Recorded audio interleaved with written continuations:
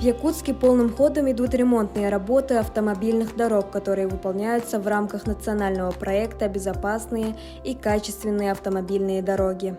В 2020 году мы должны выполнить ремонт и реконструкции на 28 улицах, в том числе 2 перекрестках и 2 круговых развязок. Это в городе Якутске и пригородах. У нас были объявлены аукционы на строительно-монтажные работы, и в течение апреля и мая 2020 года мы провели все закупки и заключили все действующие сегодня контракты.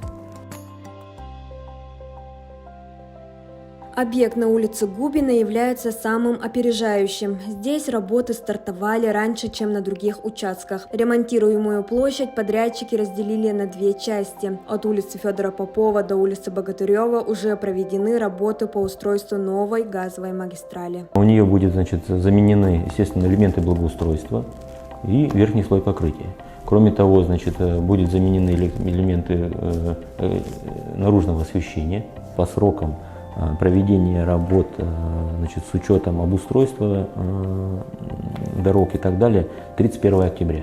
А вот на улице Свердлова подрядчик был определен в конце мая. ООО «СТК Алас» уже приступила к работам по снятию верхнего слоя. По словам подрядчика, основание дорожной одежды здесь будет 30 сантиметров и 2 слоя асфальта 5 и 7 сантиметров.